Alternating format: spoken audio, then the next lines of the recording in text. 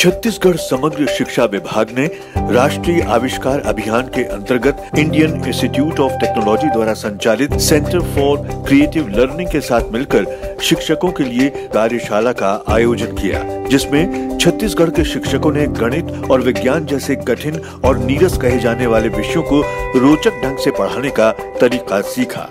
Equally बांट दिया, या ये भी बोल सकते हैं कि रिपीटेड सब्सट्रैक्शन। जब तक ऑक्सीजन था और फिर उसके बाद ऑक्सीजन खत्म होने के बाद पूछिए, और वहाँ का जो क्षेत्र है सर, वहाँ पे वायुमंडलीय दाब कम हो गया, इसके कारण पानी ऊपर हो जाएगा। उक्त कार्यशाला में उपलब्ध अनेक सामग्रियों का उपयोग करते हुए प्रत्येक 5 मिनट के अंतराल पर गणित और विज्ञान के विषयों की नई अवधारणाओं पर कार्य कर उनके प्रति समझ विकसित करने का प्रयास किया गया। इस कार्यशाला में आज शिक्षक अध्यापन से जुड़ी महत्वपूर्ण और उपयोगी बातें सीखकर जब यहाँ से जाते हैं तो अपने दूसरे साथियों से यहाँ का अनुभव और ज्ञान साझा करते हैं, और इस तरह एक कड़ी से जुड़ती है दूसरी कड़ी। मैं इस 3 दिवसीय क्रिएटिव लर्निंग ट्रेनिंग प्रोग्राम में शामिल होकर अपने आप को सौभाग्यशाली मानता हूँ। यह प्रशिक्षण क्षमता संवर्धन के लिए और क्रिएटिव आइडियाज़ को हमारे शिक्षकों के माध्यम से बच्चों तक पहुंचाने में बहुत ही सहभागी सिद्ध हो रहा है, क्योंकि यह प्रशिक्षण करके सीखने पर आधारित है, वैज्ञानिक अभिरुचि पर आधारित है। आईआईटी हम नहीं जा पाए, लेकिन आईआईटी के विषय विशेषज्ञों द्वारा हम लोग प्रशिक्षित हो रहे हैं। ये हमारे लिए गौरव का विषय है। इसके लिए हमारे छत्तीसगढ़ शासन को मैं बहुत बहुत धन्यवाद ज्ञापित करता हूँ। आविष्कार प्रशिक्षण में मैंने आया है तो बहुत कुछ मेरे को सीखने को मिल रहा है, क्योंकि अपन पुस्तकीय ज्ञान पे बच्चों को ज़्यादा पढ़ाते थे और उनको प्रैक्टिकल करके नहीं दिखा पाते थे। विषय वस्तु के अंदर बहुत सारी ऐसी चीज़ें रहती हैं जिसको बच्चे रट के ही आगे निकल जाते हैं, मगर उसका कारण नहीं जानते थे। जैसे गुरुत्व बल पर आधारित है, और अपकेंद्र बल, गुरुत्व बल, घर्षण बल, ये सब लागू होता है। उसको यहाँ पर जैसे अपन छोटी सी एक सीटी क्यों बजता है उसके कारण नहीं जानते थे, भले सीटी बजा के बच्चे देखते थे।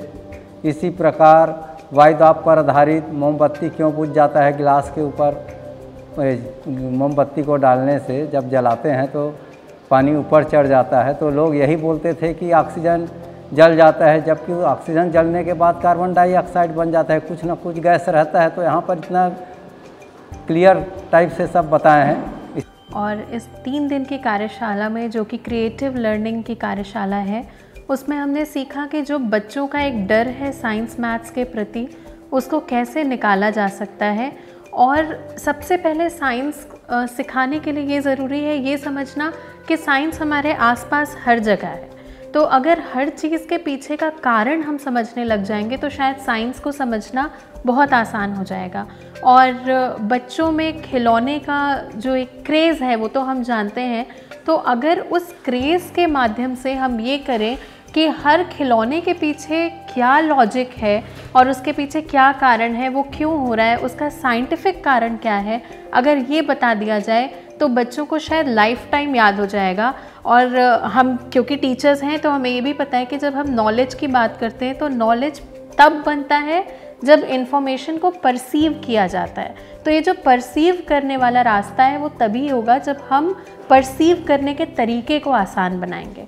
तो एक बार अगर नॉलेज हो गया तो नॉलेज फिर लाइफ टाइम होता है। बच्चा फिर हर समय लॉजिक लगा लेगा कि इस चीज़ के पीछे ये लॉजिक है और इस चीज़ के पीछे ये लॉजिक है।